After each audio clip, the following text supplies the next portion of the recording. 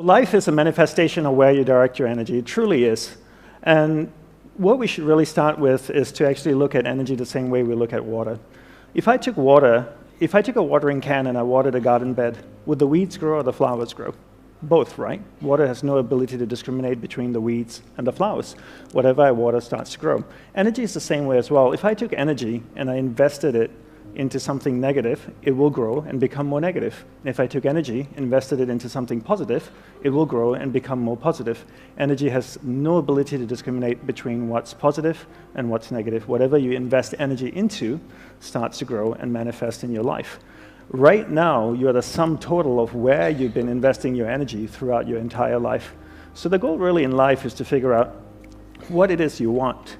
Right? What's your purpose in life? Who and what's important in your life? And be able to direct energy towards that so that you can manifest that in your life. So where do we begin with this? We begin by understanding how the mind works. I'll have to say with you, after living 10 years as a celibate monk in a cloistered monastery in Hawaii, this would probably be the most important thing I could ever share with you, understanding how the mind works. From a monk's perspective of understanding the monk and experience of a monk's perspective of understanding the mind and experience of the mind, and my perspective and my experience of the mind, there are two things we need to understand: awareness and the mind. Let's define what they are. Let's define awareness as a glowing ball of light. So imagine an orb, a glowing ball of light that can float around. Let's call that awareness and put that aside. Now let's define the mind. Let's define the mind as a vast space with many different areas within it. One area of the mind is angry, hatred, jealousy, joy, happiness, sex, food, art, science, technology, a whole bunch of different things, right? Your awareness, that ball of light, can actually move to any area of the mind you want it to go to. So if your awareness, this glowing ball of light, goes to the happy area of the mind, it lights up that particular area of the mind. You become conscious of being happy. Are you happy? No, you're in an area of the mind called happiness. If this ball of light goes to the angry area of the mind, it lights up that particular area of the mind. Are you angry? No, you're in an area of the mind called anger. And by using your willpower and your powers of concentration, you can actually take your awareness, this ball of light, to any area of the mind that you want to go to. And here's the most important part. Where your awareness goes, that's where your energy is flowing. So if your awareness goes to the angry area of the mind, your energy is flowing there, it's actually strengthening that particular area of the mind. So this is the theory of it. So let's do a little practical exercise to see if this actually works or if it's just some monk talk, okay? So for that, I need some audience participation. I need all of you to sit up straight in your chair, okay? And put your feet down on the ground. And if you're leaning back in your chair, sit forward a little bit. Keep your spine straight. Roll your shoulders back. You can keep your head nicely balanced on top of your spine. Your eyes are closed. Don't worry, we're not going to chant or hold hands. Until later, just kidding. So take a slow, deep breath in with your eyes closed. Take a slow, deep breath in, slowly exhale. Then take another slow, deep breath in again, and then slowly exhale. I want you to become aware of the chair that you're sitting on. Is it comfortable? Is it not comfortable? The temperature of the room? Is it cold? Warm? What about your body posture? Is your spine straight? Your shoulders rolled back? You're sitting a little bit forward, your head nicely balanced on top of your spine. Now I want you to become aware of the most recent wedding that you attended. Do you remember whose wedding it is? Were you happy for the couple getting married?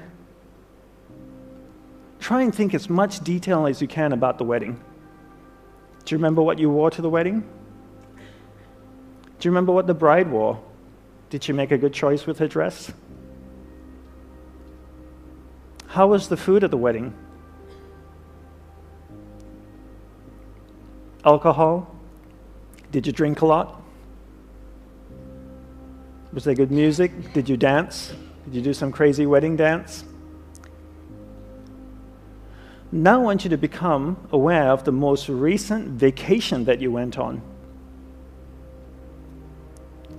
What kind of vacation was it? Was it a surfing trip? Yoga retreat, holiday, shopping, camping, backpacking? Try and think as much detail as you can about the vacation. What was the weather like where you went? Was it cold, rainy, hot, humid, dry, snowing? Do you remember the favorite hotel you stayed in? How was the food? Bland, spicy, Did you get sick eating the food? Did you shop a lot? What was one thing you bought on the trip that you really liked? Your eyes are still closed. I want you to become aware of the room again. Try and feel the temperature of the room. Is it warm? Is it cold? The chair you're sitting on, is it comfortable? Is it not? Is your spine still straight? Are you hunching? Are your shoulders rolled back? Okay, slowly open your eyes and you can lean back in your chair. Well, thank you very much for doing that exercise with me. That exercise is really to prove two things to you. One is there's a clear separation between awareness and the mind, two completely different things. Second is you can actually take your awareness and move it to any area of the mind you want it to go to. Well, you gave me permission to do it, so I took your awareness from the room, I took it to an area of the subconscious mind where the memory of the wedding resided, and then I took you to the vacation area of the mind, and then back to the room again. How do I know you were thinking about the wedding? Well, I had my eyes open and your eyes were closed. And when I asked questions, I could see the reactions in your face. Did the bride make a good choice with her dress? A couple of you went, okay. Did you drink too much? A few heads went down. So I knew you were thinking about the wedding, right? So I took your awareness to different areas in the mind.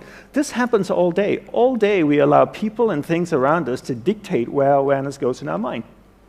Let's do one little exercise again just to emphasize this point, because to me this is really, really important, and it's the crux of really managing energy in your life. Can you remember your first kiss? Do you remember who it was? Do you remember his or her name? Do you remember where it took place? Back of Dad's car? Behind the garage? What was the experience? What was the emotion that was associated with that experience?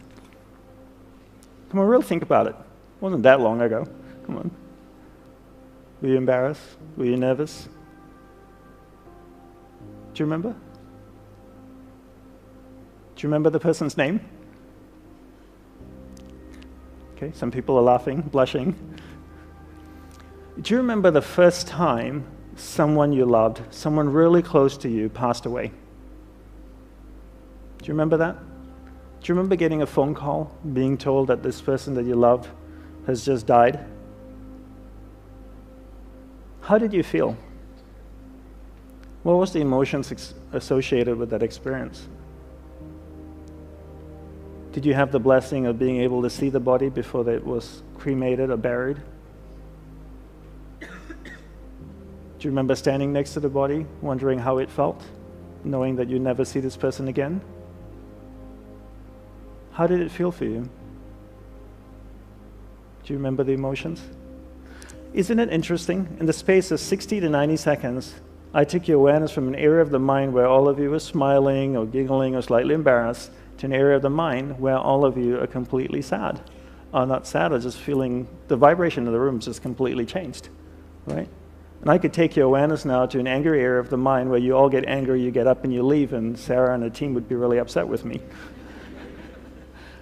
And this happens all day, right? All day we allow people and things to dictate where our awareness goes.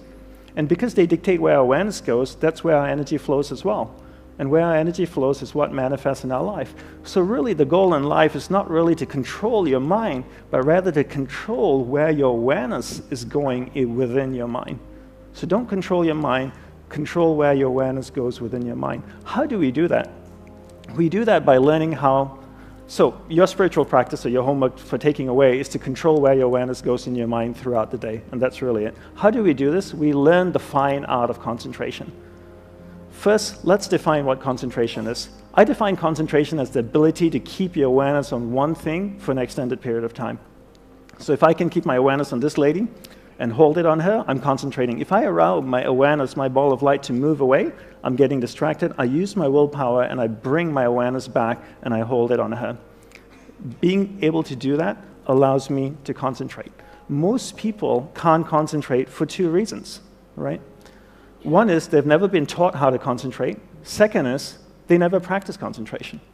How many of you growing up here in school had classes on concentration every single day, the same way you had classes on geography, on math, and science? Anybody?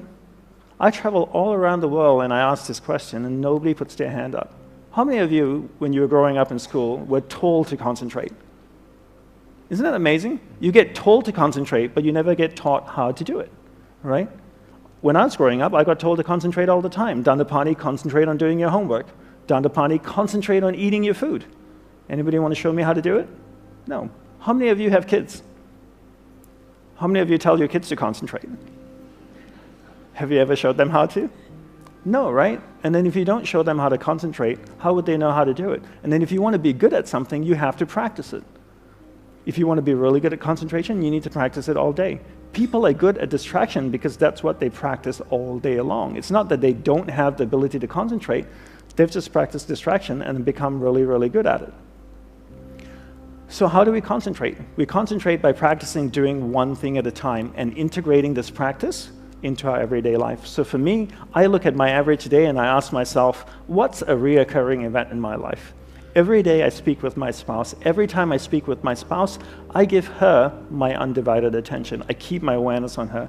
It drifts away, I bring it back. It drifts away, I bring it back. I keep my awareness on her. I give her my undivided attention. Now, every day I also speak to my clients. I speak with my clients. I speak with my friends, family. Every time I speak with somebody, I give them my undivided attention. If I'm on the phone, I give the person on the phone my undivided attention. I practice doing one thing at a time. By the end of the day, I've clocked about maybe 6 to 8 hours of practicing concentration. 6 months later, I become really good at concentration. 12 months later, I become really good at concentration. The best way to become good at something is to take a tool and insert it into a reoccurring event in your life. And this is the best way to become good at something rather than to create another practice in your life. Just take a tool and insert it into the practice, into a reoccurring event in your life.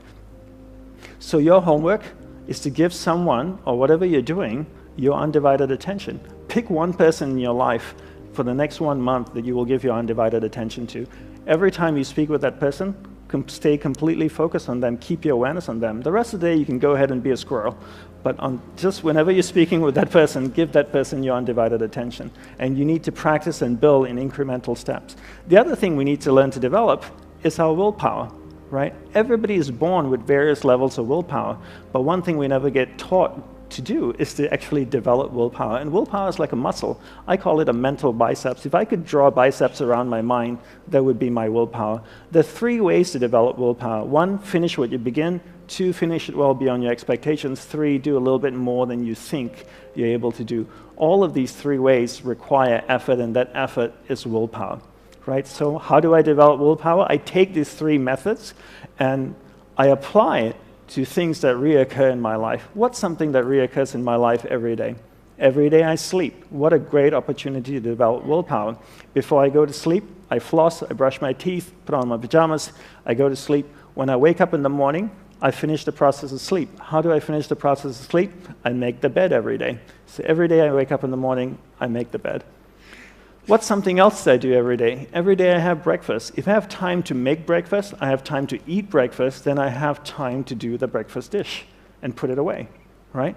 So I finish the process that I begin. And I bring this into everything that I do. Then throughout the day, I develop willpower. The more I practice this, the better I get. Now I have tremendous amount of willpower. After 6 months, I've developed a lot of willpower. Every time my awareness drifts away, I use that mental muscle, that willpower, to bring my awareness back. Then I use the powers of concentration that I've developed to hold my awareness on what I'm focused on. And because I'm focusing on that, where my awareness goes, energy flows, and now my energy is flowing towards what I want. That starts to manifest in my life. That's why it's so important, firstly, to understand there's a separation between awareness and the mind, 2 completely different things. You control where your awareness goes, you control where your energy is flowing, and you control what's manifesting in your life. And you use your powers of concentration and your willpower to hold your awareness on the priorities in your life. The next thing we want to do is to learn to manage energy in our life. Right? This is based on the premise that we only have so much energy each day. We have a finite amount of energy each day. Each day we have this much energy. We take our energy and we invest it into people and things around us. We keep investing, investing, investing until we have no more energy left. We get exhausted. That's usually around 11 or 11:30 or midnight. We go to sleep. Our energy builds up again. We go out the next day and we invest our energy into people and things till we have no more energy. But the one thing most people don't do is we never evaluate who and what we're investing our energy in. So I always tell people to treat energy the same way you treat money. It's a finite resource that needs to be wisely managed, wisely reallocated, and wisely invested. No matter how rich you are, you only have so much money, right? And before you spend money, most of us think and evaluate what we're investing our money in. If somebody asks us for $5,000 or $30,000 to invest into a startup or a company, we would ask questions. We just wouldn't hand them $30,000. We would ask, what's your plan with it? What are you going to do with this money? What's my return on my investment? Because it's a finite resource. So why don't we do the same thing with energy? Before we invest energy into someone or something, why don't we evaluate if that person or that thing is deserving of our energy? Because if you only have this much energy, and if I took 10% of my energy and I gave it to John, that's 10% I could have given to my spouse, my business, the things and people that I love. Remember the law of thermodynamics. Energy cannot be created or destroyed, but it can be transferred or transformed from one thing to another, right? So I can't create energy. If I give 10% to John, I want to know he's going to do something good with it. Because if he's just going to squander it, I'd rather take it and give it to the people and things that I love. So why is it important to manage energy? For me, the greatest impetus for managing energy is death. Death is the greatest impetus for me to manage energy. I realize that life is finite, that I only have one life as me. And regardless of my beliefs, I know I have one existence and as Dandapani. And what happens after death, I'm not quite sure. We all have different upbringings, different religious beliefs. Some people say when you die, you go to heaven or hell. Some people say when you die, it's game over, that's it, nothing happens afterwards. Some people say when you die, you get reincarnated as a man or woman. And others say you get reincarnated as a man, woman, maybe an insect or an animal. But no one really knows. We have our beliefs and we hold strongly to them. But no one's ever died, gone to heaven, taken a selfie, come back, posted it on Instagram and said, look at me here in heaven, hashtag pearly gates, right? So we don't quite know, but the one definitive thing is that we know we're going to die. And I know I have a finite amount of life. I don't believe life is short, but I do believe it's finite. And because my life is finite, I want to be extremely clear where to focus my energy. There's no point learning to concentrate if you don't know what to concentrate on. So along with learning concentration, it's really important to also learn what to focus on.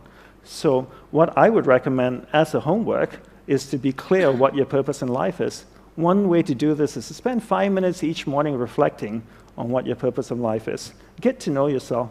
Most people are happy to spend time with other people and things, but very few people actually make time to spend time with themselves. So when you wake up in the morning, take a shower, go to a quiet place in your house, sit down, and ask yourself questions about you. What do you want in life? What's my purpose in life? Why am I here? What do I love? What am I passionate about? How many people can genuinely answer, this is my purpose in life? Very, very few people. Once you're clear with your purpose, you know what to concentrate on, and you know what to direct your finite amount of energy towards. Right? So the next thing we want to look at is energy consumers. Right? People and things are two of the biggest consumers of energy. And people and things also give you a lot of energy. Since the subject is vast and time is short, let's focus on the people that consume energy and how we can deal with them. I call these people energy vampires. All right? That's what a vampire does, right? Bites you in the neck and sucks the life out of you. And some people consume tremendous amount of energy. Essentially speaking, there are three types of people, and let's keep this simple, monk simple. There are uplifting people, there are neutral people, and there are not uplifting people. Okay? Let's define what this is, okay? What they are. An uplifting person, I spend 5 minutes with an uplifting person, I walk away, I feel great, and go like, wow, that was an amazing conversation. A neutral person, I spend 5 minutes with them, I walk away, I'm still the same. A not uplifting person, I spend 5 minutes with them, I walk away, and I go like, oh my God, that was exhausting. Right? And you've probably experienced that in your life. So then the next question is to ask is, are they an energy vampire? There are two ways to figure this out. One is I can judge or I can evaluate. Right? What's judging and evaluating? Judging is this. I'm at a party in New York City in a penthouse. There are 200 people in the room. The door opens. This guy walks in. He's got white shoes, a purple suit. He's got a cane and a top hat. He's wearing a chain with a big clock hanging off his chest. I look across the room and I go, he must be a pimp or a drug dealer. That's judging, right? I didn't get to know him. I just judged he was a pimp or drug dealer. Evaluation is this. I spent 50 occasions with John over a period of 2 years. 49 of those I walk away from and I go like, oh my God, that was exhausting. It's safe for me to evaluate that John is an energy vampire. Okay? Then there are two types of energy vampire. The next question is, are they a transient energy vampire or inherently an energy vampire? Right? What's a transient energy vampire? Just say John is going through a hard time in life because his dad is dying of cancer, for example. And for 3 years, he consumes a lot of energy. You know, he's always down. You need to uplift him. He's feeling very sad. It's okay. You give him that energy because he's your friend, and that's what we do. We express compassion, empathy, and love, and we support our friends during difficult times. What's someone who's inherently an energy vampire? Someone who's inherently an energy vampire has always been this way. For decades, they just haven't changed. They're just not an uplifting human being at all. So how do we deal with someone who's inherently an energy vampire? So before I go there, quick question for all of you. How many of you in this room feel like you have someone who's inherently an energy vampire in your life? That's a lot of people in this room, right? So how do we deal with someone who's inherently an energy vampire, right? My guru taught me the best way to do this is to practice the art of being affectionately detached, but always kind, gentle, sincere, and loving towards them. What does this mean? So just say John is inherently an energy vampire. I live in New York City. I'm walking down Fifth Avenue. I see John walking towards me. What do? Do I cross the street? That's not very nice. I meet John. John meets me. What do you say when two people meet each other? I know what you guys say in Australia. G'day, how's it going, mate? Right? Do I say that? No. Do you know why I don't ask how are you? Because I don't want to know.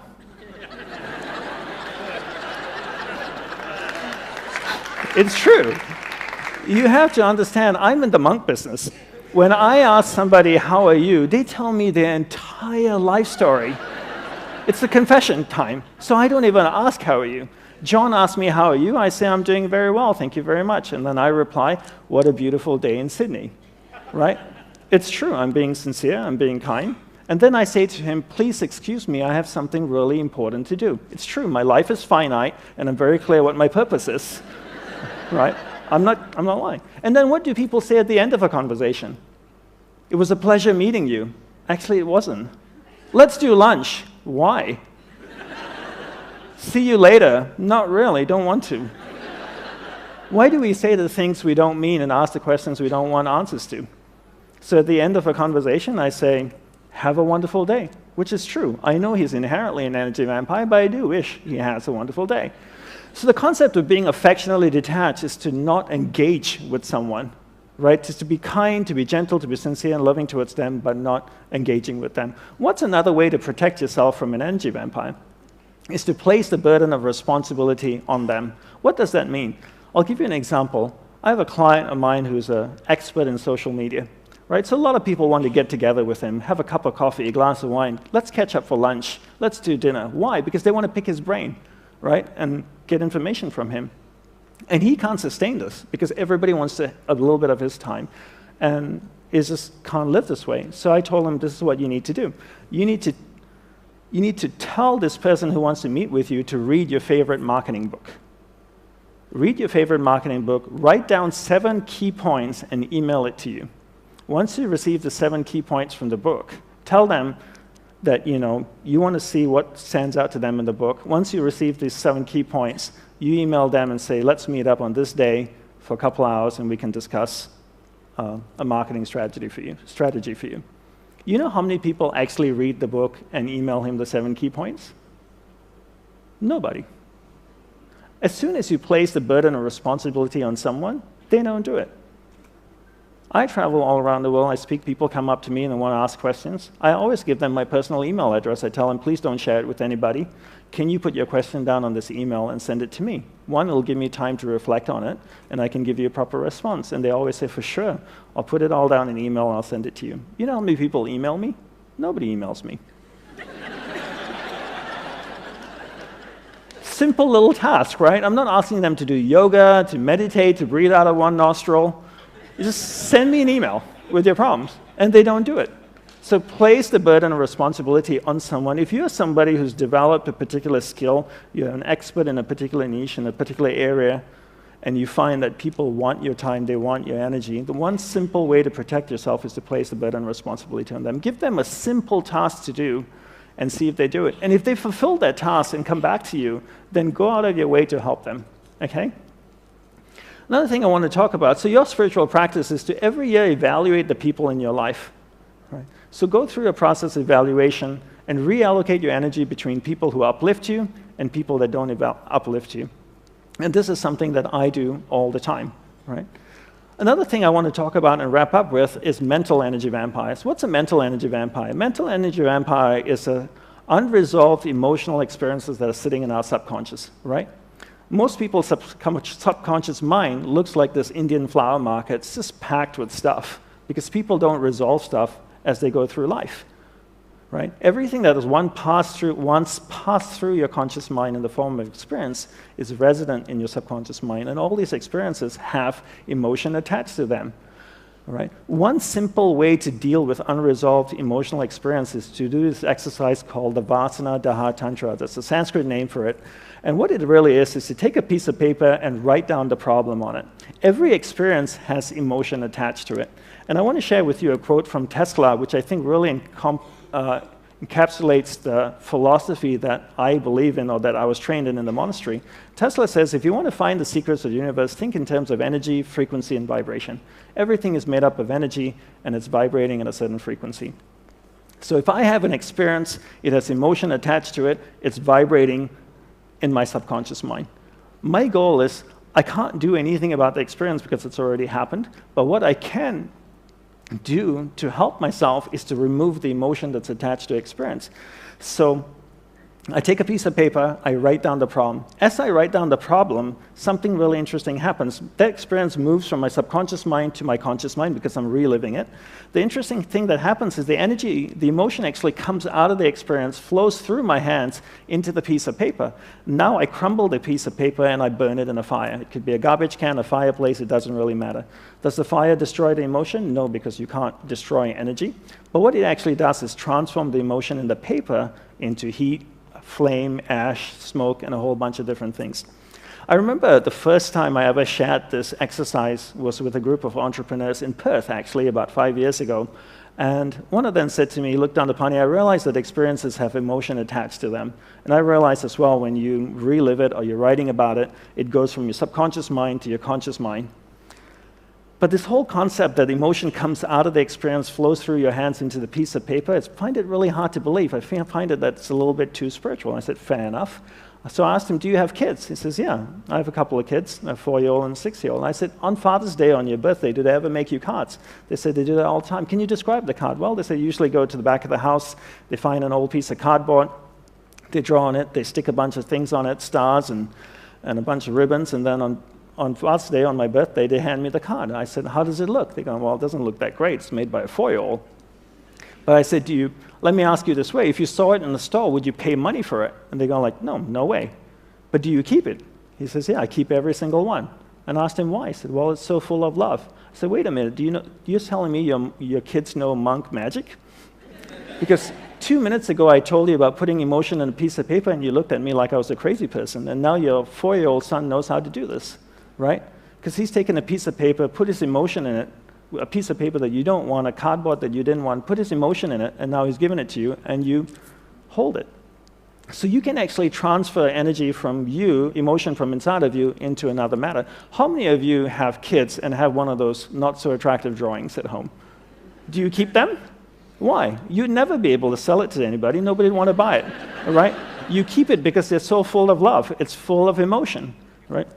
So you can move emotion out of you. So the exercise here is really, if you ever find that you have unresolved emotional experiences sitting in your subconscious, consuming tremendous amount of energy, take a piece of paper, write it down, and then burn it in an ordinary fire. How many times should you write? Well, depending on the emotion. If it's an intense experience, you might have to write about it 3 or 4 times. If it's not so intense, maybe once or twice. So just to wrap up over here, to know yourself is one of the greatest gifts you can give yourself. It truly is, right? Most people don't really understand themselves. They don't understand what they want in life, and therefore find it extremely difficult what to focus their finite amount of energy on. I want to leave you with 2 quotes. from my guru. The first one is proceed with confidence, right? Proceed with confidence. Believe in your ability to manifest something in your life, because you can. How do you manifest something in your life? You take your awareness, you focus it on that thing. You know how to develop concentration now. You keep your awareness on it. When your awareness is on it, that's where your energy is flowing. When your energy flows there, it starts to manifest in your life. And believe in your ability to do that and proceed with confidence. The next thing is, life is meant to be lived joyously. It truly is. And if you're not happy with life, then something needs to be changed. If you ask most people what do they want in life, they'll always say, most people often answer, I want to be happy. Happiness should never be pursued. Don't pursue happiness. Pursue a lifestyle that results in happiness. And that's, for me, what I do. I never chase happiness. I pursue a lifestyle where the byproduct of the lifestyle is happiness. In order to find out what the lifestyle is, I need to know what my purpose in life is. In order to do that, I need to spend time with myself each day to find out who and what's important in my life, take that finite amount of energy that I have each day, focus it into those things. That starts to manifest in my life. The byproduct of that is happiness. Right? So I want to say thank you, and I want to leave you with a small gift. If you go to this website address, you'll find a 5-week online course on understanding the mind, and also on how to develop concentration and willpower. You're welcome to sign up for it. You just need your name and email address, and you'll receive that every week on email. Thank you very much, everyone. I hope you enjoyed it and find these tools useful.